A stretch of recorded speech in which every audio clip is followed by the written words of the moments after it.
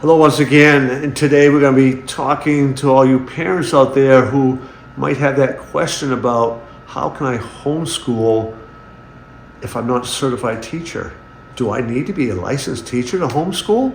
So we'll be delving into the answer to that question in this video, so stay tuned for that.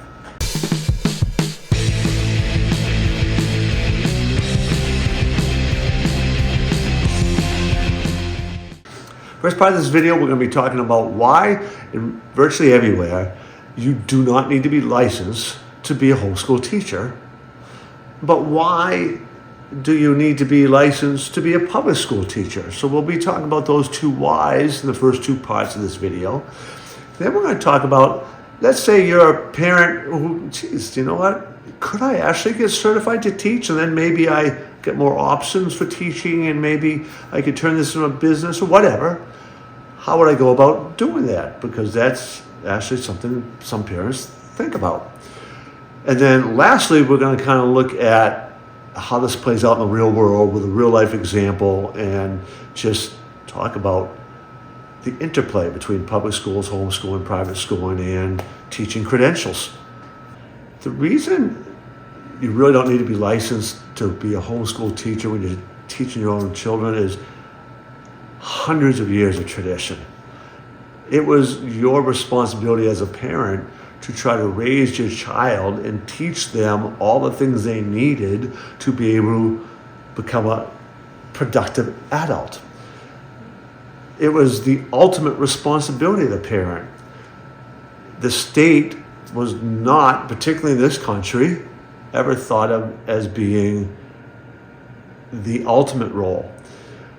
What we did begin to say is we want education to be top-notch, and we should be willing to provide the best education possible, provided experts in that education of your children, people have been trained in it, which is the whole idea on why public schools arose, right? But ultimately, the choice on how you go about doing that and what you want to teach your children was the responsibility of the parents, and therefore there's no need to license them if they want to teach their own children. Now, on the public school side, if we're going to support education for everybody, we want experts doing it. So people who began to study what's the best way to help children learn. How can we do that best? So people would study that, right? This is where universities come in. And then they go, oh, people need to be, one, knowledgeable about the subject they are going to teach. So if you're going to teach reading, well, you probably need to know how to read. If you're going to teach math, well, you probably need to know how to do it yourself, right? So you need to be an expert in the subjects you want to teach. But then you need to understand how the learning process happens so that you can design the learning opportunities and the instruction in a way that's going to help the children acquire that wisdom and that knowledge and skill. It's not necessarily the same way of teaching if you're going to teach knowledge, acquiring knowledge, versus some skills, right? So all of that was kind of how, all right, but we need to make sure the teachers they hire have this, and we wanted to make sure it was kind of uniform across district. A wealthy district shouldn't be able to get better teachers and quality teachers than a poorer district, and to help kind of standardize that, licensing became the process. If all teachers know this and have these sets of skills, and they go wherever they go to teach, we have a better idea that those students are going to be able to acquire the skills that they need, as well as managing your classroom. All those sorts of things played into the need for licensing public school teachers. All right, so let's say you are a parent, you've got some young children, and you're like, boy, I'm going to want to teach my own kids. And it's going to be hard for me to stay at home without earning money. Maybe I can teach other kids as well. And we could, set up a co-op school and do this. would it be worth the effort and money and expense to become a licensed teacher? So you have these questions. So how do you go about doing that? There are lots of options, actually. There are online options, local university options. Just about every state university has teacher education programs. You can actually do that part-time. It takes longer, right?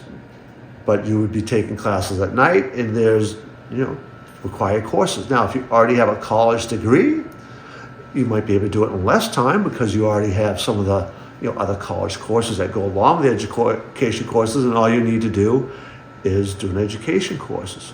Some states, such as my state, have one-year programs. So you might be able to say, all right, we can figure out how to make this work. I'm going to have somebody watch my kids some of the time, and sisters, grandparents, whatever, while I do a one-year program, and I'm going to be licensed to teach at the end of that 1 year. You do all the coursework, and you also get experience in these programs being in the classroom as student teachers. And when you are done, the way the programs are set up is you fulfill the need to get licensed. So there's lots of options, right? Drag it out a little bit longer because you're trying to work into those other things. Maybe you can say, no, I'm going to do it in 1 year. We've got a program for that. Let's do that. So look into those, check it out. But it is a very viable option if that's what you decide you want to try. So how this plays out in the real world is private schools, like homeschooling, there aren't always these licensure requirements.